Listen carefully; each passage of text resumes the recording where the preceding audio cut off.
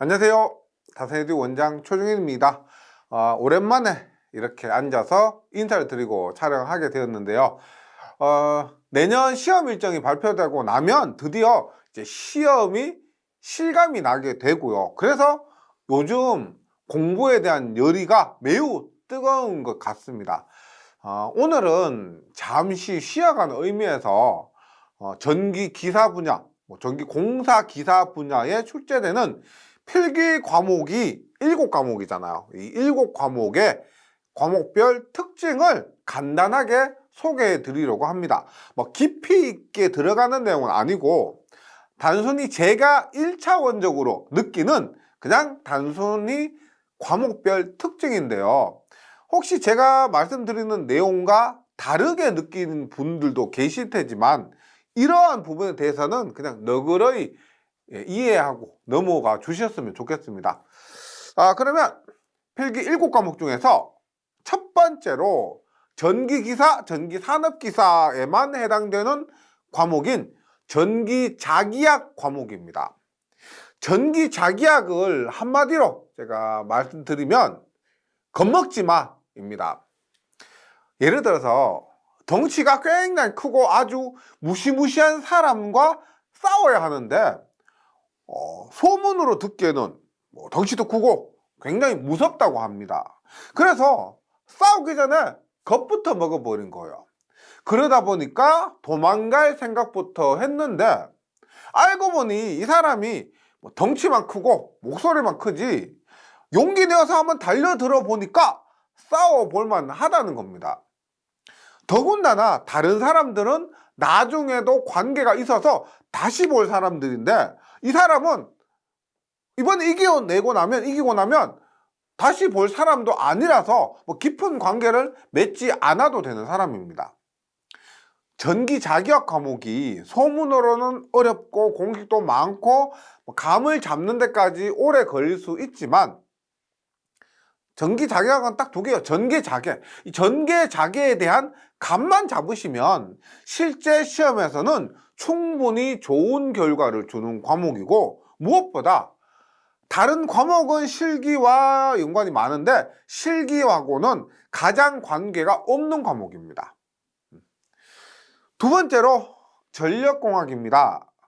전력공학을 필기와 실기까지 연관지어서 한마디로 표현해 보자면 미운 오리 새끼. 필기에서 전력공학은 계산 문제가 타 과목에 비해서 많지 않고 그래 크게 부담이 되지 않아서 별것 아닌 줄 알았는데 실기의 많은 부분이 전력공학에서 출제가 됩니다. 전력공학 전부가 실기에 나온다고 보시면 돼요. 그러다 보니까 실기에서 드디어 날개를 펼치게 되는 과목입니다. 즉 필기 공부를 함에 있어서 크게 부담이 되지 않아서 소홀할 수가 있지만 실기를 위해서 꼼꼼히 공부해 주셔야 할 과목이라고 생각합니다. 세 번째 과목인 전기기기 과목을 표현해 보자면 얕보지마 숨은 고수입니다. 숨은 고수예요. 어떻게 보면 전기자기학 과목과 반대로 생각하실 수도 있을 텐데요. 회로이론이나 전자기학 과목이 제일 어렵다고 들은 분들이 많으시겠지만 실제 공부를 하고 시험을 쳐보면 가장 어렵다고 느끼고 또 점수가 안 나오는 과목이 이 전기기기인 과목인 분들이 많습니다. 회로이론과 전기자기학이 밑바탕이 되어야 되는 데다가 비슷하고 헷갈리는 용어들도 많고요. 계산 문제도 또 적지 않게 출제되기 때문에 결코 만만히 보면 안 된다고 꼭 말씀드리고 싶습니다. 네 번째 과목인 회로이론 과목은 한마디로 전기의 내공입니다. 내공. 회로이론 자체로서도 계산 문제가 가장 많기 때문에 어렵게 느껴지기도 하지만은 이 회로이론이 공부되지 않았다면 회로이론을 공부하지 않는다면 기초가 약하다면 타 과목들 그리고 실기시험에서도 많은 어려움을 느낄 수 있습니다. 즉 내공을 싹 쌓아야 기본을 익히고 무술을 잘할 수 있잖아요. 더 나아가서 내공을 쌓아야 장풍을 쏠 수 있습니다. 그것처럼 회로이론은 전기 공부의 기본이고, 회로이론을 통해서 전기의 기본, 전기의 내공을 쌓는 것이 필요합니다. 다섯 번째 과목인 한국전기설비규정 과목은 한마디로 표현해서 옛날이 그리운 친구입니다. 앞에서 말씀드린 네 과목에 비해서 계산 문제의 비중이 굉장히 낮습니다. 뭐 거의 없어요. 그리고 기출문제의 비중이 높은 이 아니고 기출문제의 비중이 높았던 과목입니다. 그래서 타 과목에 비해서 공부기간이 짧음에도 불구하고 점수가 잘 나왔던 과목이었죠. 그런데 2021년부터 KEC 규정, 한국전기설비규정이 새롭게 적용되면서 최근에 바뀐 부분, 그리고 그로 인해서 새로운 문제가 많이 출제되고 있습니다. 그래서 예전과 공부 방법을 조금 달리해서 이론적인 부분의 공부가 당분간은 더 필요한 과목이 되었습니다.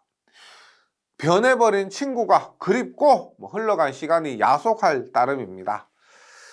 그 다음에 산업기사 종목에는 해당되지 않고 기사 종목에만 해당되는 여섯 번째 과목인 제어공학은 한마디로 표현하면 두 글자로 오잉입니다. 오잉. 예. 이 제어공학 과목이 이론적으로 보면 너무 어려워서 공부를 하면서도 무슨 말인지 알아먹지를 못해요. 너무 어렵습니다. 그런데 포기하지 않고 어떻게 저렇게 요렇게 그렇게 꾸역꾸역 공부하고 끝까지 공부하다 보니까 실제 시험에서는 점수가 잘 나오는 과목입니다. 기사 종목에 응시하시는 분들이 산업기사에 응시하시는 분들보다 네 번째 과목의 점수가 더 잘 나오는 경향이 많은데요. 산업기사는 회로 이론만 20문제인데 기사는 회로이론 10문제, 제어공학 10문제, 즉 제어공학 과목이 포함되다 보니까 더 점수가 높게 나오는 경향이 있습니다. 마지막으로 일곱 번째, 전기공사기사, 전기공사 산업기사 종목에만 응시하는 분들이 공부하시는 전기응용 및 공사재료 과목은 다섯 번째 소개해드린 한국전기설비규정 과목과 공부 방법을 비슷하게 하시면 됩니다. 실제로 이 과목은 전기응용이요. 응용한다는 겁니다. 과목명 그대로 앞에서 소개해드리는 6과목 있잖아. 6과목이 모두 포함되고 그 과목을 포함시켜서 응용을 한 거예요. 이렇게 여러 분야를 응용하다 보니까 깊이 있게 공부하기가 어렵습니다. 깊이 있게 공부하기가 어렵고, 그러다 보니까 암기 위주로 공부해야 되고, 그러다 보니까 5과목인 한국전기설비규정과 마찬가지로 외우는 문제 위주로 해야 되고요. 다만 몇몇 계산 문제들은 좀 꼼꼼히 공부해 주실 필요가 있습니다.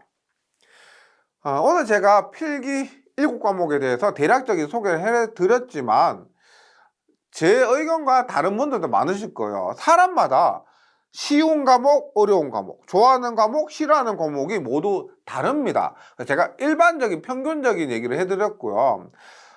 그래서 뭐 제가 소개해드린 내용에 공감하지 못하는 분들도 계실 건데 너무 깊이 받아들이지 마시고요. 그냥 단순히 저렇구나 참고용으로만 가볍게 봐주시면 좋겠습니다.